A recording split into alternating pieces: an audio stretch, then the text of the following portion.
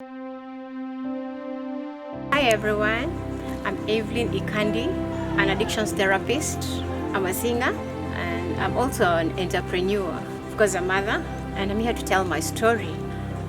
It's a story of how one can just jump from the frying pan to the fire in relationships, of course. I was married and my marriage ended suddenly. We separated with my husband because I thought he wasn't good enough for me, or rather his mistakes were just too much for me to bear. We were just incompatible. So I walked away thinking that life was going to be better without him, only for me to get into complicated relationships after that. But one of the relationships I want to talk about after separation with my ex-husband has been phenomenal in my life. It has changed my life. You know, there are people you meet in your lifetime and they just change your life. I met such people, such a person, and they changed my life, and that's what I want to talk about. This relationship involved a man who had just reformed from a militia group. He had got converted, become a Christian after being involved in illegal things. He was the leader of a sect, a very dangerous sect for that matter, very well known in Kenya. So he had just changed his life, said he had given his life to Christ. And I met him. Actually, I met him as a youth worker because whoever introduced me to him thought that being with him would help the youth he wants to help in a better way, because now that he was changed, he needed to reach out to the youth in a different way. So he needed as many people who work with the youth positively to work with him. I was one of such people that time. That was way back in 2006. So I was very enthusiastic to meet him and to work with him, of course, to help the young people of our nation, of our country, Kenya. And I met him and I was very excited.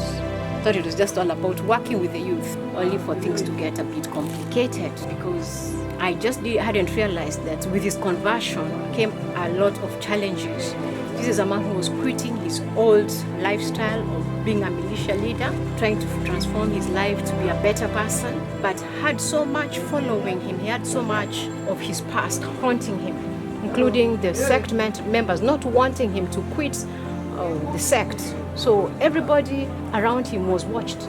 Everybody around him was followed and stalked and scrutinized, so they get to know who is this person and what are they trying to do with our person, because to them this was their person. And that's when I realized I got myself into a mix, to something I couldn't, something bigger than I thought, because I thought this was just a man reforming and changing his life, only to realize there was so much following him, including threats from his past, threats from his, the sect members who wanted him back to the sect. So my life got complicated because I was on the spotlight. They wanted to know, who is this woman? What is she doing around this person that has left our sect to change his life? But one thing I must say is that this man really wanted to change it. He was desperate for change. I think he had had it all. He wanted change in his life. It was desperate. He just didn't have the right people to support him, the right people to help him reform. But remember, it's a very scary sect, so nobody wanted to come near him. Everybody was so scared of him. In fact, I think I was one very courageous young lady that time to just be freely around him, not considering that he was from a very dreaded sect. So in this case, he was on his own. Nobody understood him, but I think I just felt how genuinely he wanted to reform, and I think that's what convinced me to be near him. But things didn't work out well, because as soon as we started working together, we're doing things together, like trying to create a project to help the young people in Nairobi, but suddenly I just felt that things weren't right, because my life was suddenly changed. Remember, I was this innocent girl just from marriage, trying to find a better life after a failed marriage. Of course, I was a wounded soul. I was very wounded because after a divorce, as a Christian, the church I was going to segregated me. They didn't want to have me interact with other couples that were married because, I would make them divorce or something. I remember being stopped teaching Sunday school because you will inflict these demons of separation on the parents of these children. I mean, that's the church I was going to that time, where divorce was just this evil. Separation was a norm. In that church, marriages had to work. So I was just a woman full of pain. So now meeting this man whose life is even more complicated than mine because it was something else altogether. And I remember taking off from that man's office and just wanting to run away from what I'd got myself into. It was too much for me to handle, because suddenly everyone is asking me, what are you doing with this man from the sect? And I'm trying to tell them, no, he has reformed, he has changed. Nobody wanted to believe me. At some point, some people thought that he had hired me to cleanse his name, to just make him, this PR stunt where I just have to make him look like a saint. Yet they know him as the demon, just because this sect had done so many, they had committed so many atrocities against humanities in the nation. They had chopped people's heads, they had revenged, in very gruesome murders. So everybody dreaded them, everybody dreaded that. And even the mention of the name of that sect was so scary. So me just talking about this man as a reformed person was a no for most people. Like, no, there's something fishy about this story. It was not easy. I remember one time telling a friend the whole truth, and it was all over the place, and that's how they even got to know more of what was happening in my life. And I remember someone telling me that you're endangering this man's life, because once they confirm this baby is his, he's going to be in danger, real danger. Just imagine that situation. I have to be quiet. I can't tell anybody what's going on in my life. And this time round, I'm living with my family. They also don't understand me. At one point, I remember some saying I'd become a psychopath. They thought I was going nuts. They thought I was going crazy, because I was just all silent. And there are times I was very irritable. I would just shout at people, because I want them to understand me, but they weren't understanding me. I wanted them to know that I'd got myself into a mess that I can't get myself out of. I needed to be helped, but nobody would understand me. Nobody was there to hear me out. And remember, I don't even have the confidence and the courage to talk. But I remember going for counseling one time. Someone just told me you need to see a therapist, because at this rate you're going to break down, probably you'll just commit suicide, because that's where I was headed. Because I remember one time going to this man to ask for support for the baby, and I was very suicidal, because I had had enough being followed around by these sect leaders. I hadn't even known that this man had got babies with other women, several women.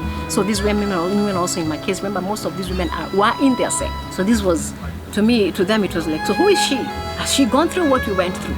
Was she taken through the same rituals we were taken through to have a baby with him? So remember, if they got to know that I had never been taken through the same rituals, it's punishable. They would even take me through the same rituals themselves. So my life was my life was hanging in the air. At some point, I knew I would die anytime, because whenever I told a friend my story, and they would follow that friend, probably for the friend to tell them, what did she tell you? Did she mention anything about this sect? And that alone was like a death warrant. If she says anything about us, we're going to kill her. And I remember being so scared, being so afraid of my life going. And what saved me was, I think I remember being spiritual, getting to just pray a lot and asking God, oh God, protect me. Oh God, guide me. Oh God, show me who to talk to. Show me who not to talk to. I remember being very prayerful, but being prayerful sometimes is not enough. At times I would even just go and drink myself just a glass or 2 or 3 of wine, just to forget about what was happening in my life. And I was suddenly drifting into this drinking habit to just nurse the pain. It was too much. The pain was just too much. I remember, from this innocent girl, born again girl, to this girl who is suddenly being looked at as this suspect. Like, we don't know what she has become. We don't know if she's a member of the sect. We don't know if she has been initiated into this sect. So I was this mystery of a woman. And for long I was. And then remember, I'm also not wanted by that sect, because I hadn't gone through those rituals. I hadn't been initiated. And I was never going to give in to such anyway. So I'm sure they knew she's a hard one. She's a hard nut to crack, because I didn't believe in I didn't believe in their doctrine. I didn't believe in I just don't believe in their values. Because to me, they're more vices than values. Yeah, but I would say my turning point was when I enrolled to do counseling psychology, a bachelor's degree in counseling psychology. That was in 2010. That was my turning point. Because that's when I began to understand that the people I'm dealing with are psychologically sick people. They have mental disorders, personality disorders that might need help. Because looking at some of these sect leaders, they have personality disorders. Most of them are narcissistic, sadistic, very sadist kind of people. They get gratification from inflicting pain on other people. And I'd seen that firsthand. I'd encountered it. The kind of revenge they do. You do this, we do that. You do this, we do worse. That's not normal. Those are only sick people, psychologically sick people that will do that. So I understood them, and suddenly I began to realize, oh my God, these people need help. These people need counseling. These people need to be understood. I need to forgive them as well. And I might also need to help those who are following them to realize that you could be feeding somebody's ego. You could be feeding somebody's personality, personality disorder. You're just following this person as your leader. Yet you don't know they have a narcissistic personality. That these selfish people, they just need to have their ego satisfied. So you follow them blindly, and later you realize you're just a victim of their personality problems. So I understood them suddenly, and that gave me a lot of peace, because through my counseling classes, they got to realize that self-awareness is one of the most powerful tools one can ever have. Being self-aware, getting to know who you are, where you are at, your weaknesses, your strengths. Yes, I got to realize who I was suddenly from the classes, from the personal development classes. I understood myself. And I knew, yes, I was a gifted person, passionate about the youth, and my passion had led me to the wrong people. And it's like I'd taken a detour of my life, a very long detour into a forest, I was heading on a straight path, but just went into a forest. And one thing I remember during that season, I remember going to some church leaders for prayers, because I felt like I need prayers, I need deliverance, And, I would tell a pastor or a spiritual leader my story, and they're like, Madam, Mungu akusaidia, okay, in English rather, may God help you, Because to them, that was too much. We can't even pray for this thing. We don't even know where to start praying. And I was on my own. I realized I was just on my own. So from that time, I realized I just need to pray. If this God exists, I need to pray to him on my own. I need to have him answer me personally. And indeed, God answered my prayers. Yes, I know there's a higher power. The higher power of your understanding. To me, yes, there's a higher power. And that's what enabled me to come through, to pull through and put my life together. With time, I realized I began to ignore their ridicule. I began to ignore their stalking. I began to realize that I had no control over what they do to monitor me, but I had control over how I just conduct myself around. I learned not to just talk about them anyhow. I learned not to just badmouth them. Yeah, and it was no longer an issue. I learned not to share it with my friends. Initially it was itching. It was itching me to share with my friends. As we are catching up, this has been happening in my life. I met these sect leaders. I suddenly realized I don't have to do that, because not everybody understands my story. It's my story, and nobody might just know the details and the contents of my story. It's only me who understands my journey. Yeah, so with counseling really helped me. It empowered me. It helped me to just appreciate myself, and I realized I was just a unique person, and I was normal. I was not abnormal. I just met maybe the wrong people in my life. Yeah, and I'm really glad that I pulled through, because there are people who don't pull through such seasons. There are people who meet such sect people and die because maybe they didn't know how to handle the information they have about these people. And then I just told myself, I need to tell this story out to the world, because there could be somebody out there in a relationship that's very overwhelming. Maybe your loved one is in a relationship with somebody. You could be your friend, your relative, begins to date somebody, and they change suddenly. They become quiet suddenly. Then you wonder, what changed with this person? And you may not know what they're going through. Maybe they've met a criminal. Maybe they've met an occultic person whose secrets must not be told out. So this person can't speak out. And they're under, threats. They are monitored. They are stalked. So if you ever find your loved one in a relationship where they suddenly change, they were extroverted, then they become introverted. They were outgoing, then they become just suddenly this quiet, very withdrawn people. Try to find out, and then don't judge them fast. Don't be so quick to judge them or to condemn them. Take your time. Such people need a lot of love, a lot of understanding, and a lot of support. Yeah, because there are people out there who you date or relate with, and your life just changes for the worse.